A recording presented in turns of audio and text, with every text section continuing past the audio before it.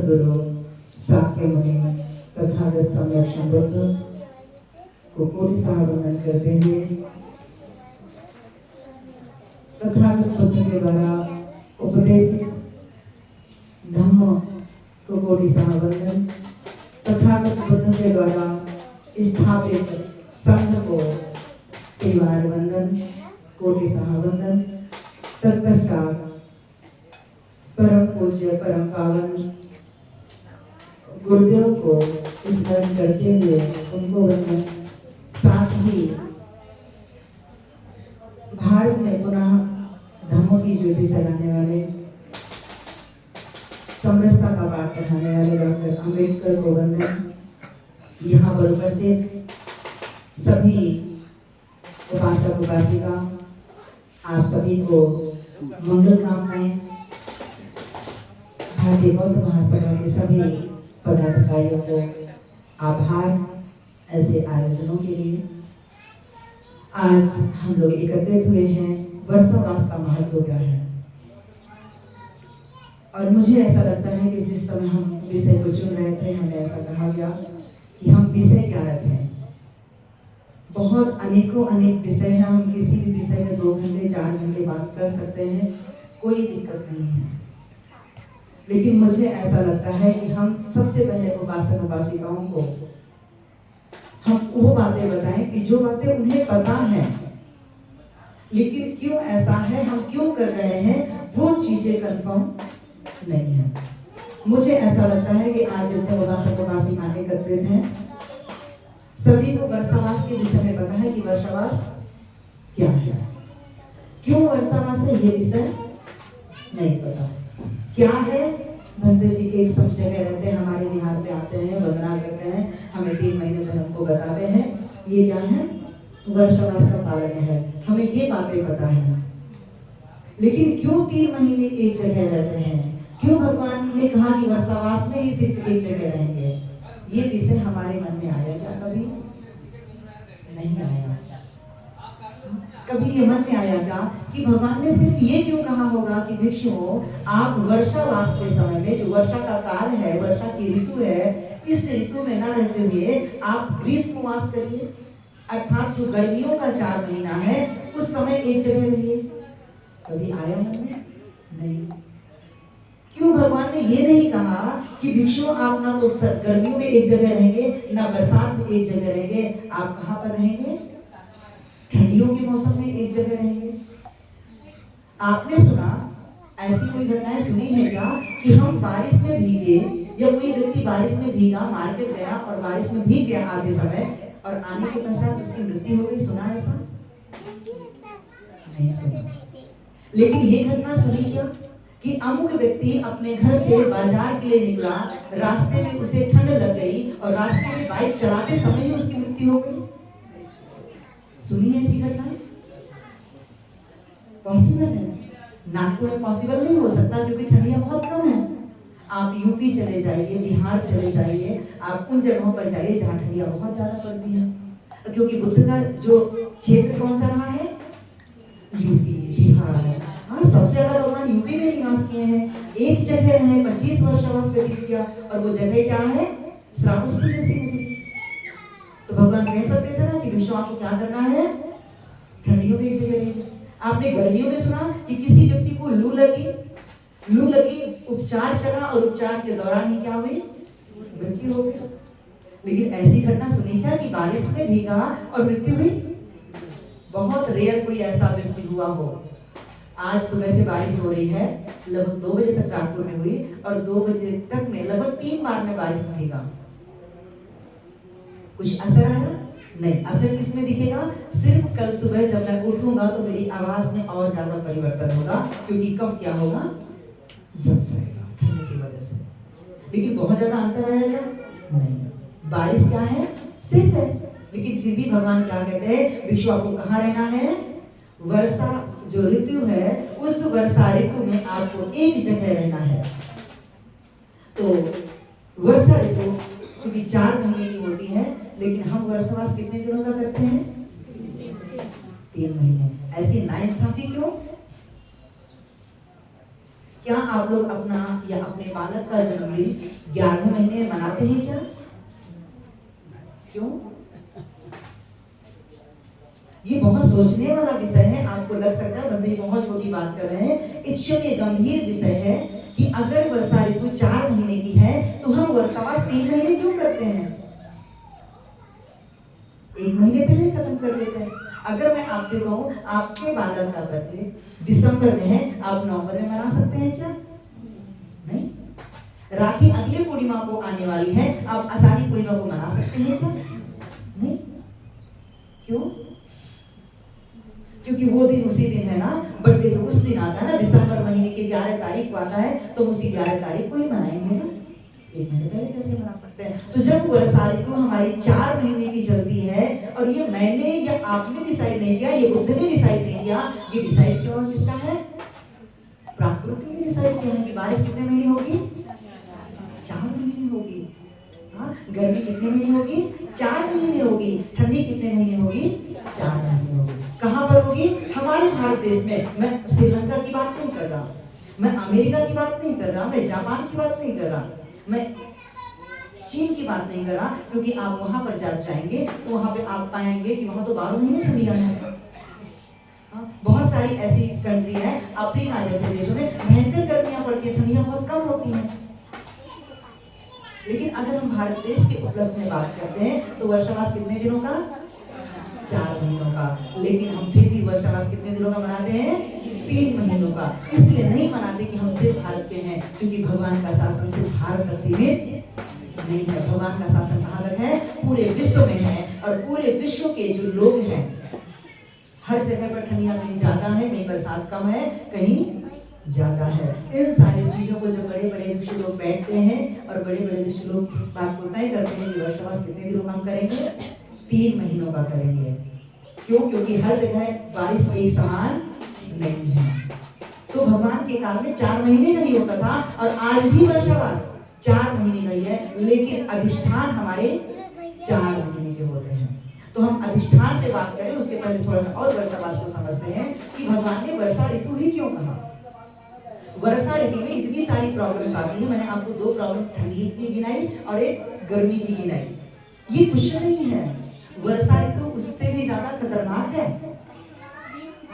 आज हमें बड़ी आसानी हो जाती है, इतनी सुविधाएं हैं, इतने संसाधन है कि हमें हमारा जीवन क्या लगता है? आसान है।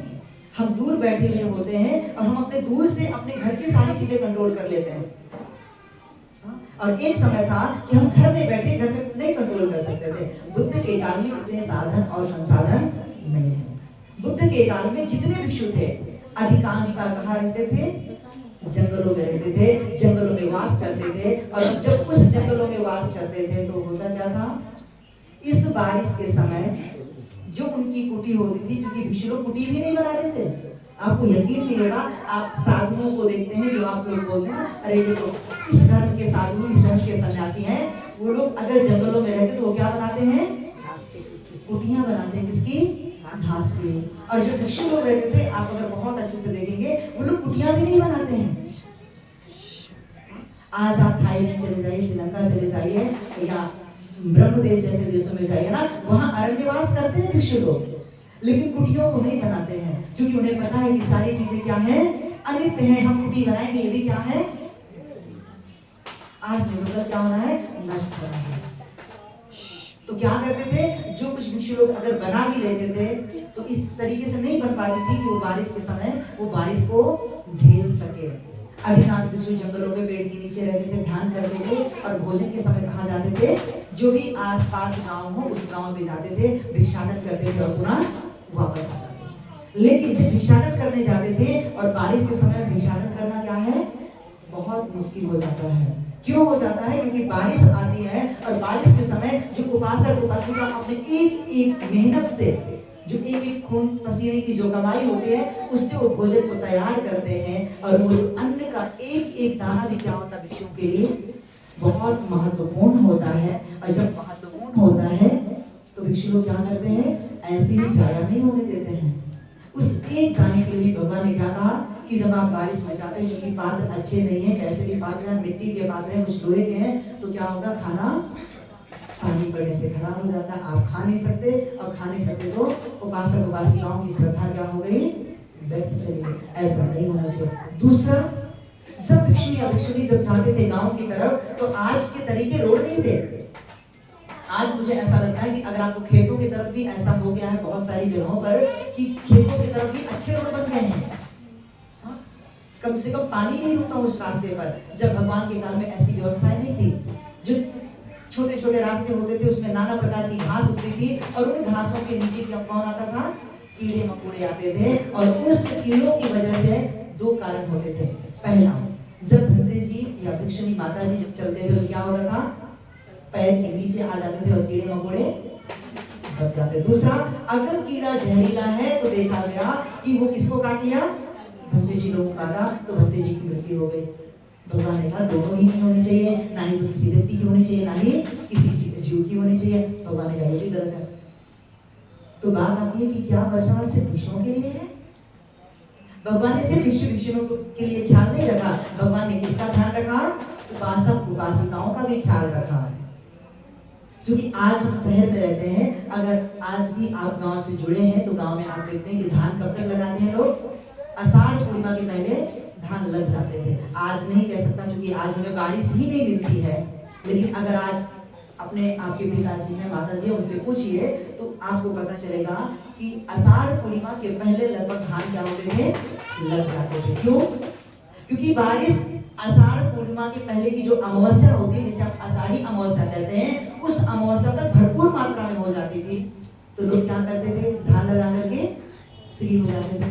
अच्छा, धान लगा करके फ्री हो गए तो काम क्या बचा, कुछ नहीं, घर में खाली बैठे हैं, तो खाली बैठ के करेंगे क्या?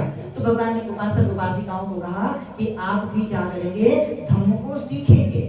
भिक्षु भिक्षुणी की जंगल से कहाँ जाएंगे, शहर की तरफ आएंगे, नगर की तरफ आएंगे, और जब नगर की तरफ आएंगे तो क्या करेंगे, उन विहारों पे रह करके धर्म को सीखेंगे, शील का अभ्यास करेंगे, प्रज्ञा का अभ्यास करेंगे और समाधि का अभ्यास करेंगे। लेकिन इन 3 महीनों में चारिका मतलब समझते हैं हम, चारिका मतलब पिंडपात नहीं कर सकते। जब पिंडपात नहीं करेंगे तो खाएंगे कैसे, कैसे खाएंगे? बना भी नहीं सकते ना, तो कैसे खाएंगे? खाना तो खाना पड़ेगा। अगर उनको ध्यान करना है तो ध्यान करने के लिए बल की आवश्यकता है, पढ़ाई प्रज्ञा का अभ्यास करना तो बल की आवश्यकता है, शील का अभ्यास करना तो उसके लिए बल की आवश्यकता पड़ती है। बगैर बल के कोई भी काम होता नहीं। अब बल का मतलब सिर्फ बाहुबल नहीं, बल भगवान ने बहुत तरीके के बताए हैं, तो उन बलों की आवश्यकता पड़ती है। तो भोजन कैसे करेंगे फिर? भगवान ने उपासक उपासिकाओं को निर्देशित करते हुए कहते हैं कि उपासक उपासिकाओं के कर्तव्य क्या होंगे, इस वर्षावास की अवधि में आप क्या करेंगे, जो भी आपका विहार है उस विहार में जितने भक्तजन रहते हैं उन्हें नाश्ता लेकर के आएंगे, क्योंकि आवश्यकता पड़ती है अल्पोपहार की, दोपहर का भोजन लगता है, इसके अलावा और कोई चीजें नहीं रहती। इसके अलावा उनके रुकने की व्यवस्था, उनके बिस्तर की व्यवस्था, उनके पानी की व्यवस्था, विहार की साफ सफाई की व्यवस्था, ये सभी कौन करता था, उपासक उपासिका करते थे। आज मुझे कई बार रोना आता है जब हम भगवान के शासन के काल को पढ़ते हैं। भगवान का शासन मतलब वही राजाओं वाला नहीं, भगवान का काल जब हम पढ़ते हैं और जब हम आज की स्थिति को देखते हैं तो रोना इस बात के लिए आता है कि आज एक बिहार में एक घंटे से नहीं रुक सकते हैं। मैं ऐसे नागपुर में देख पा रहा हूँ हर जगह पे कि एक घंटे से परमानेंट नहीं रह पाते हैं।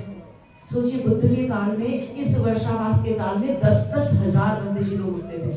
इमेजिन कर सकते हैं, अगर नागपुर में 10,000 बंदे जी आ जाए तो मुझे नहीं लगता कि हम उन्हें मार सकते हैं एक साथ। यानी वर्षावास के काल में हम बन सकते हैं, हम तो बहुत अच्छे उपासक हैं, लेकिन पाल नहीं सकते हैं।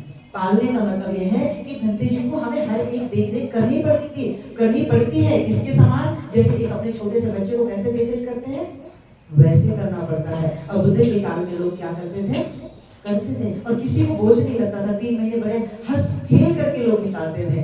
3 महीने जब वर्षावास क्या होता है, समाप्त हो जाता है। आप जो बोलते कि 3 महीने में क्या हुआ, वर्षावास समाप्त हो गया। अर्थात 3 महीने में किस पूर्णिमा से, आषाढ़ी पूर्णिमा से लेकर अश्विनी पूर्णिमा तक क्या होता है, अधिष्ठान होता है। उस अधिष्ठान के दरमियान भंते जी कहीं बाहर नहीं जा सकते। लेकिन बड़े बड़े भिक्षु लोगों ने मिले और भगवान ने एक बात कही थी कि समय समय पर कुछ छोटे मोटे नियमों को हम क्या कर सकते हैं, बदल सकते हैं। तो उसी में से एक छोटा सा नियम ये था, भगवान ने कहा था कि आप कहीं भी जाएंगे लेकिन सुबह जाके और शाम को अपने कहाँ पर आना पड़ेगा, आपके अपने आसन में लौटना पड़ेगा। जो ध्यान करने का आसन है उस आसन को आपको शाम को टच करना है, जिस आसन में आप सोते हैं उस आसन को टच करना है। तो कहाँ तक जा सकते थे भिक्षु? 2, 4, 5 किलोमीटर, इससे ज्यादा नहीं। लेकिन वर्तमान काल में जो बड़े बड़े भिक्षु लोगों ने मिले आपस में, और उनको लगा कि कई बार ऐसा होता है कि बहुत सारे भिक्षु और भिक्षुणी ऐसे हैं कि वेल क्वालिफाइड हैं, बहुत सारे भिक्षु भिक्षुणी हैं, वेल एजुकेटेड हैं, उनको कई बार किसी काम से बाहर जाना पड़ता है। और जब बाहर जाना पड़ा तो क्या होगा? हो सकता है कि सुबह या शाम को वापस नहीं आ सकते। जैसे मुझे अभी आने वाले महीने में 7 दिनों का दिल्ली प्रवास है। किस लिए जाना है? सिर्फ लगातार दिन के 4-4 प्रवचन लगे हुए हैं, सुबह से लेकर रात 11 बजे तक अलग अलग जगहों पर प्रवचन लगे, एक दिन नहीं, 7 के 7 दिन।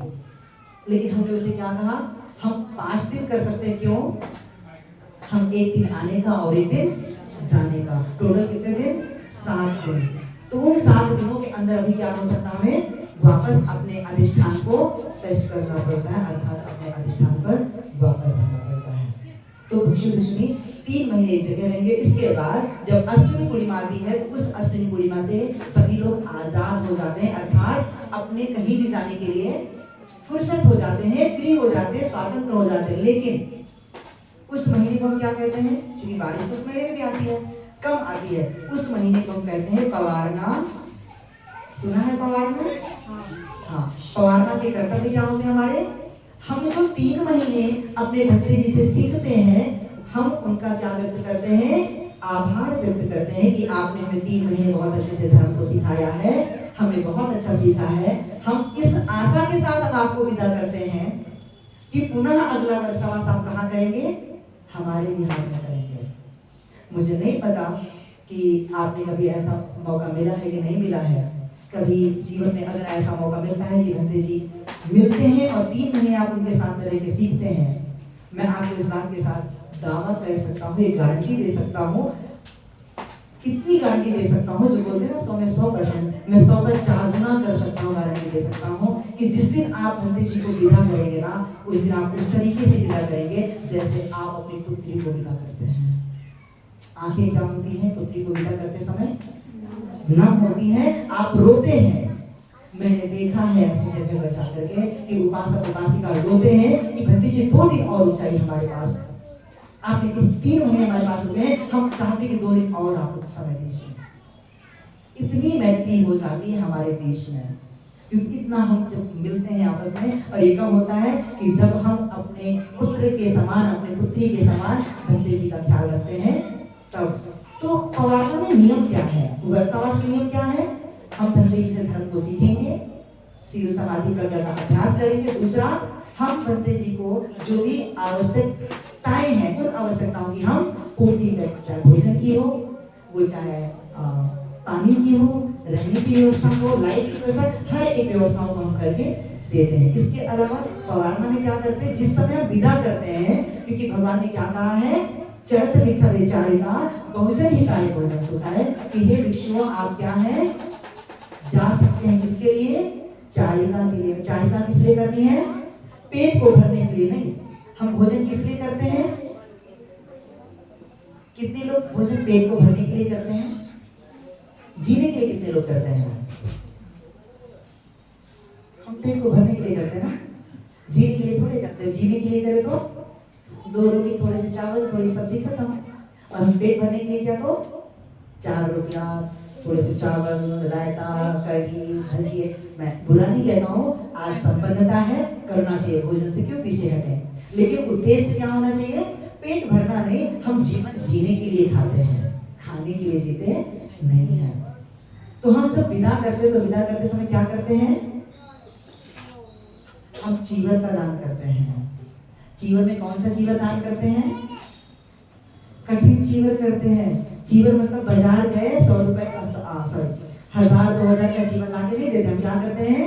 अपने हाथों से उस चीवर को सिलते हैं, और जिस दिन चीवर सुनते हैं उस दिन हम उपोषित रखते हैं, जिसे आप उपवास कहते हैं। बंदे जी हमने 3 महीने के उपवास पकड़ रखे हैं वर्षावास में। वो उपवास नहीं, वो क्या होते हैं, उपोषित होते हैं। हम उस दिन उपोषित में रहते हैं, अर्थात भिक्षु का जीवन जीते हैं। और रात में 12 घंटे के अंदर कपास से धागा बनाना, धागे को फिर कलर करना, कलर सुखाना, इसके बाद उसको सिलना, तब जाकर के बंदे जी को अगले दिन सुबह 7 बजे चीवर को दान करना। ऐसा होता है कठिन चीवर दान। उस चीवर के साथ साथ में हम क्या करते हैं, बैठने के लिए आसन है, औषधि है। औषधि क्या होती है, मेडिसिन क्या होती है, खराब हो जाती है फिर, तो हम क्या करते हैं, शहद का दान करते हैं, या तो जो जड़ी बूटियों वाली औषधियां आती हैं, जैसे तुलसी की हो सकती है, कुछ ऐसे मुलेठी हो सकता है, ऐसी दवाओं को दान करते हैं जो लंबे समय तक क्या होती हैं, रुकती हैं। इसके बाद हम पंडित जी को क्या करते हैं, विदा करते हैं। लेकिन जब विदा करते हैं उसमें भी हम 7 दिनों को क्या करते हैं, प्रवचन करते हैं, भोजन काम करते हैं, उपासक उपासिकाओं को बुलाते हैं, बड़े बड़े ऋषियों को बुलाते हैं, प्रवचन सुनते हैं, क्योंकि अब क्या होगा, हम 8 महीने के लिए फ्री हो जाते हैं। ऐसा होता है हमारा वर्षावास। तो मुझे आशा है कि आपने अभी तक जो सुना इसको समझा होगा और इस पर 3 महीने आप काम करेंगे। तो आज का प्रवचन, आज की समय काफी हो गया है, यही हम समाप्त करते हैं। पुनः मिलेंगे, पुनः ढेर सारे आगे विषय पर चर्चा करेंगे। आप सबका मंगल हो, भवतु सर्वमंगलम, भवतु सर्वमंगलम।